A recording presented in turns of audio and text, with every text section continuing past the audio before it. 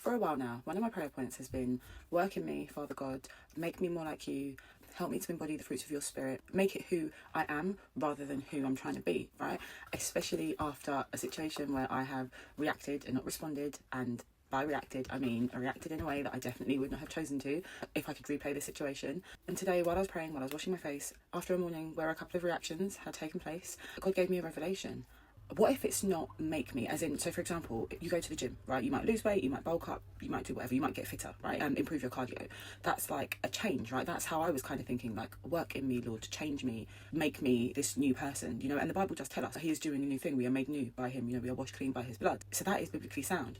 But what if the request is not for God to change us, right? But it's that we are changed by allowing ourselves or fully surrendering to being led by him. What if the change is not something that God needs to do to us, as in you take ice and you melt it and it changes into water, and you heat it up and it turns into steam? What if the change instead is for us to surrender, to submit so wholly and completely to our Father in heaven, to him, his will and his ways, so that we are fully and completely led by him? What if the change is to be so rooted in him that we consecrate our flesh, we put to death the flesh, and as a result we allow his spirit to rise up and to lead us? And that is what brings about the change, by being led so completely by the spirit that in doing that, that is what then leads to the embodiment of the fruits of his spirit, because we are sensitive to his utterings, we are led in the way that he wants us to go, we respond, we even react to situations in the way that he wants us to,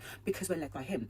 Think, if you go somewhere new for the first time and you're with a friend and they've been there 100 times before, you're going to be led by them. They're going to say, oh yeah, the toilets are this way, or the office is that way, or whatever it is, right? So what if it's the submission, the surrender, the yielding to our Father in heaven? That is what brings about the change. Not change me, Lord, physically work in me and change me and, you know, make me be this person that embodies the fruits of your spirit, because that for a long time has been my prayer. And it's not a bad prayer, you know, it's, I want to embody the fruits of the spirit. I want it to be who I am and not who I'm trying to be. Does that make sense? When you squeeze an orange, you get orange juice. When you squeeze a Christian, you should get Christ, right? So that's where that prayer comes from. And I learned that from Pastor Dan Mola, who I absolutely love. Shout out to Dan. But now I'm thinking, okay, what if the mechanism that I'm assuming needs to happen to bring about that change isn't it at all?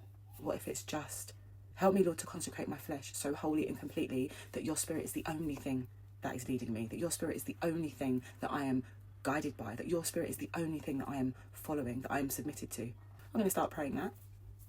I'll fill you in, I'll let you know. Peace.